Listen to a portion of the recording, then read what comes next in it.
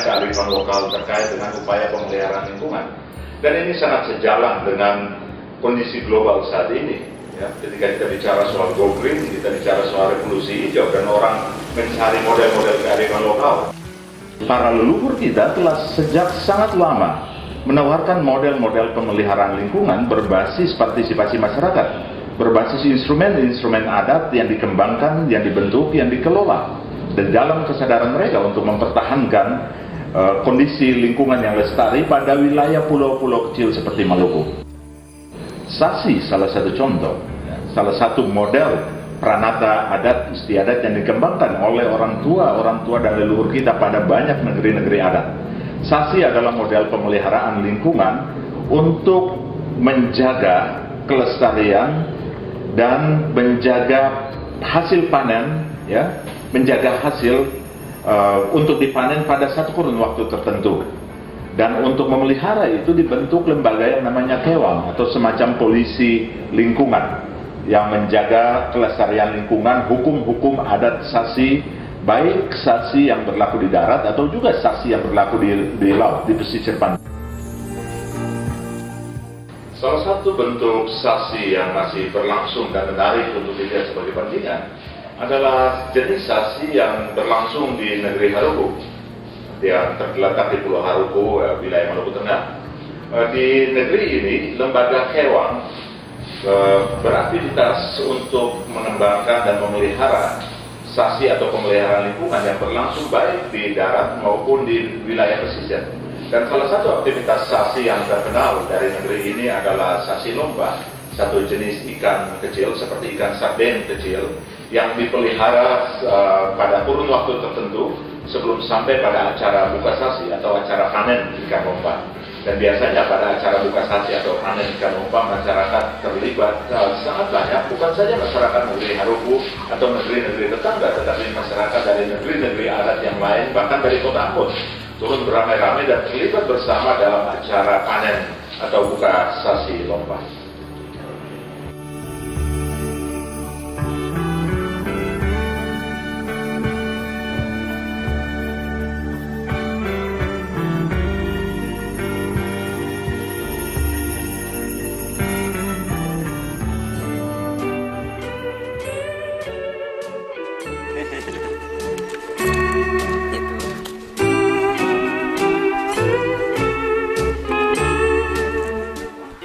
Ada larangan pengambilan sumber daya alam yang ada di hutan. Jadi buah-buahan yang masih muda ini tidak bisa diambil, harus dibiarkan sampai dia sudah matang sama sekali, sudah bisa baru diambil. Terus ada nenas, ada cempedak atau nangka nih, terus ada apa lagi nih, pala. Karena katuran di sini ada sasi laut, ada sasi hutan. Jadi maksudnya ikan ini dia melambangkan Sasi di laut. Jadi kalau katuran sutaru yang di hutan, mesti ada yang di laut punya. Nah, jadi perpaduan antara Sasi laut dan Sasi hutan. Ya ikan ini yang dibuat sebagai simbol. Jadi pasang tanda Sasi itu hanya untuk melindungi ikan lompa selama dia berada di laut, jangan sampai ada yang menjala atau mengambil dia. Sebab ikan lompa ini dia lebih punya spesial daripada ikan yang lain-lain. Kalau buka Sasi itu sebenarnya kalau dulu yang pas betul tuh akhir November sampai Desember. Tapi sekarang kalau perubahan iklim seperti sekarang ini, maka seperti kemarin itu kan ada Oktober lagi ikan sudah besar-besar dan sudah dalam jumlah besar masuk di dalam sungai.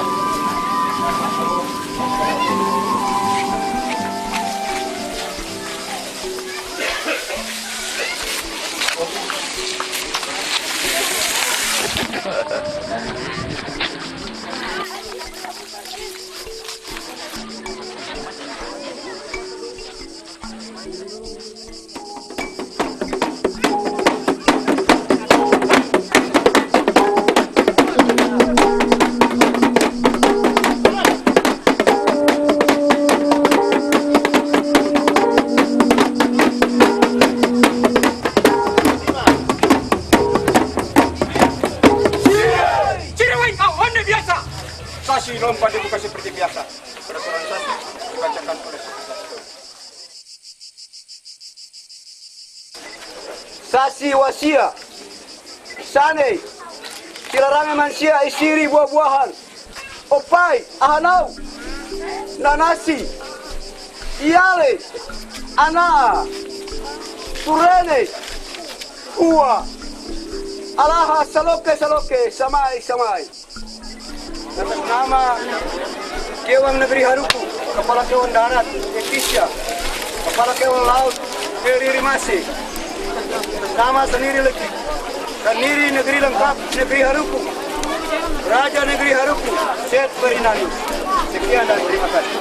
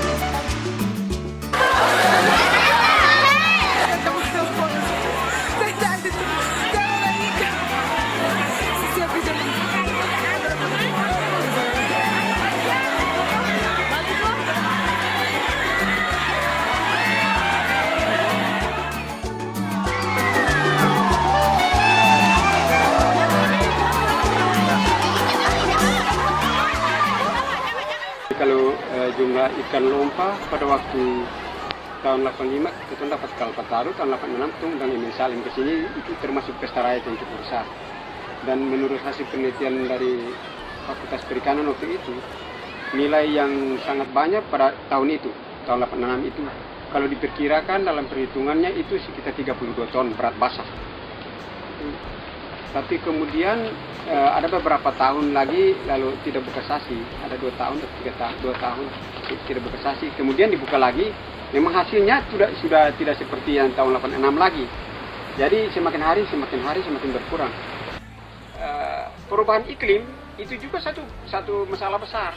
yang kita perhitungkan di dalam waktu yang disebut tanati atau waktu terbaik untuk orang mencari baik di laut atau ke hutan dan kemanapun, kan di sini itu ada kearifan lokal itu di mana kita mau pergi mengail mencari ikan di laut itu kita harus hitung waktu yang terbaik. Ada masalah juga. Ya dulu sabun deterjen ini tidak ada. Yang sekarang ini juga orang lebih banyak pakai itu alat pemutih. Nah itu juga yang sangat lebih berbahaya. Pengalaman dari Bukasasi ke Bukasasi, maka beta lihat bahwa ini sekarang harus ada kesadaran masyarakat juga. Walaupun memang itu ada pengaruh, misalnya pengaruh iklim yang berubah, pemanasan global. Faktor lingkungan biofisik dari sungai itu sendiri yang menyebabkan ikan yang mungkin ada di luar, di alamnya, itu tidak bisa masuk lagi ke sungai karena ada pengaruh lingkungan biofisik. Sebagai contoh, misalnya pendangkalan di muara itu juga menyebabkan ikan barangkali enggan untuk masuk. Yang kedua adalah perubahan lingkungan fisik kimia air. Kami tahu bahwa semua kegiatan masyarakat, misalnya cuci pakaian atau cuci piring, pokoknya kegiatan pencucian itu kebanyakan berlangsung di sungai. Kami tahu bahwa hasil dari pencucian itu sebenarnya itu sifatnya toksik, artinya beracun, dan kalau ikan itu lingkungannya sudah beracun, ya seperti itu misalnya bahan beracun, pasti ikannya tuh tidak mau masuk. Nah kemudian faktor lain adalah karena penggunaan sungai. Kami tahu bahwa populasi manusia meningkat itu banyak ya limbah yang juga masuk ke sungai, sehingga lalu kemudian itu terjadi berbagai proses kimia, fisik kimia dalam sungai menyebabkan kualitas air itu menurun. Nah kualitas air yang menurun ini akan menjadi faktor penghalang bagi ikan lompa ini masuk ke sungai itu. Yang berikutnya itu menurut saya populasi di alam di luar sungai juga itu saya kira terjadi penurunan. Kami tahu bahwa global warming ini menyebabkan suhu air berubah, dan kalau suhu air berubah itu faktor fisik dan kimia lain itu akan berubah, dan saya kira ini juga akan mempengaruhi kehadiran ikan lompa itu sendiri di lingkungan perairan sekitar sungai. Nah, karena itu barangkali menurut kami populasinya juga sebelum masuk ke sungai itu juga sebenarnya sudah menurun. Nah, jadi kalau misalnya nanti kita inginkan untuk agar supaya panen berikutnya itu bisa meningkat populasinya atau hasil tangkapannya, ada berbagai hal atau beberapa hal yang perlu disarankan untuk ditindaklanjuti di lapangan terutama. Pertama, kegiatan-kegiatan yang berdampak terhadap lingkungan fisik kimia perairan sungai atau kali ini harus dihindari. Caranya adalah sistem kewang yang ada di Harupu itu harus ditingkatkan. Yang kedua adalah bahwa di samping sistem kewang yang ada, itu juga perlu penyadaran terhadap masyarakat. Sebab kalau masyarakat sudah sangat bergantung pada sungai sebagai tempat beraktivitas, kita mau merubah kebiasaan mereka itu butuh waktu, dan butuh sekali penyadaran terhadap masyarakat agar tidak menggunakan sungai itu untuk berbagai hal atau kegiatan pencucian atau kegiatan yang berkaitan dengan aktivitas rumah tangga. Sampah dan segala macam jangan dibuang di sungai seperti itu, karena kalau itu terjadi itu akan menjadi faktor yang akan mengganggu kualitas air sungai.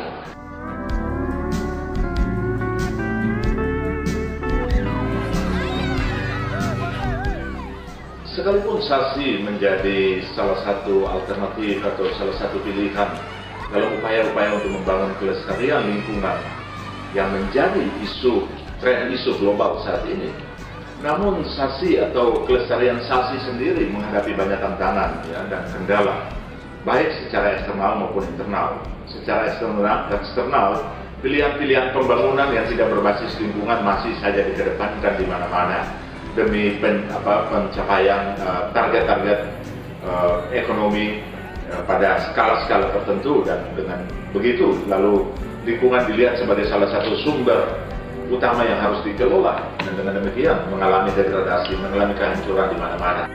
Sementara itu tantangan internal terkait dengan pelestarian sasi sendiri cukup beragam. Ya. Antara lain ya sasi kadang-kadang dilihat sebagai ya pranata-pranata adat yang berkaitan dengan masa lalu. Ya, sesuatu yang dianggap kuno tidak lagi menjadi tren modern. Karena itu tidak banyak anak-anak muda yang tertarik untuk bergabung dengan lembaga kewang. Lembaga-lembaga kewang mengalami degradasi yang cukup parah. Pada banyak wilayah-wilayah adat, lembaga-lembaga kewang tidak berfungsi lagi, atau bahkan sama sekali banyak negeri-negeri adat sudah tidak memiliki lembaga-lembaga kewang. Orang mengenal kewang dalam cerita-cerita yang diturun alihkan, tetapi tampakan empiriknya, tampakan visualnya dalam bentuk pranata-pranata yang masih berfungsi, yang masih berlaku untuk memelihara lingkungan, hampir tidak terlihat lagi. Ya, itu saya pikir masalah itu umum ya, terjadi di seluruh Maluku, bukan cuma di Haruku gitu. Nah, memang ya mengkhawatirkan bahwa tidak banyak anak muda yang makin berminat untuk mengambil jabatan-jabatan itu, mengambil alih fungsi itu. Di Haruku ini khususnya saya lihat sini kan ada 40 orang anggota kewang dari 5 marga yang ada di negeri ini gitu. Nah itu bagaimana mestinya 5 marga itu bertemu di Saniri Haruku, bertemu untuk membicarakan ini bagaimana ini kelanjutan generasi kewang ini. Tapi saya sebenarnya optimis kalau melihat beberapa anggota kewang yang sudah mulai aktif sekarang itu dari yang muda-muda gitu. Beberapa orang memang belum semuanya. Tapi misalnya yang kewang laut itu mulai Opoli yang masa yang mulai banyak aktif. Terus anak-anaknya Omeli sendiri, tapi kita juga belum tahu bagaimana Omeli mau memilih siapa di antara yang mereka yang akan jadi kewang nanti gitu. Tapi siapapun menurut saya yang paling penting itu adalah menyiapkan anak-anak muda ini untuk mulai mengerti apa sebenarnya prinsip dasar di balik itu. Dengan adanya event seperti ini setiap tahun itu akan terjaga dibanding negeri-negeri lain yang eventnya malah sudah tidak ada kan. Ya kalau Pemda saya pikir ya harus mulai berpikir bagaimana caranya ada proses pendukung ya, sistem pendukung diciptakan supaya itu jalan terus. Tidak mesti selalu dalam bentuk dana atau apa, tapi misalnya